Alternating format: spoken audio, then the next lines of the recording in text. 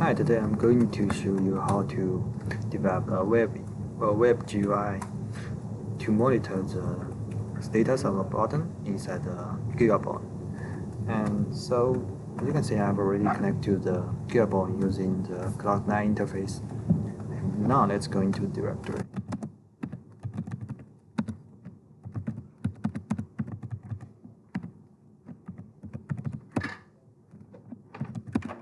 As you can see, there are many files inside this folder, and today I'm going to use the pause button, which is this button, and this button corresponds to GPIO 69 BeagleBone. So if you are the first time to do this, you need to write 69 into this export file.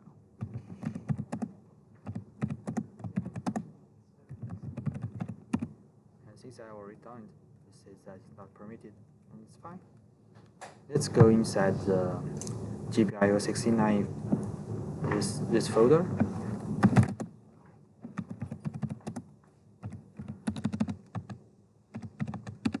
And we're going to see the value file, which reflects the real-time reading from this GPIO pin.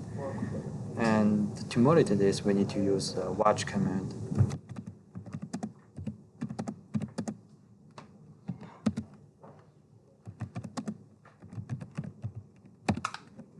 And so if I click this button, the value just becomes 0, and if I release it, it becomes 1. So now we are just one step to the web GUI, and here's an example to use the BeagleBone. And this example uses SVG and Bone script packages. And what this script does is to first read this file we just used, and update the color of the circle based on the reading.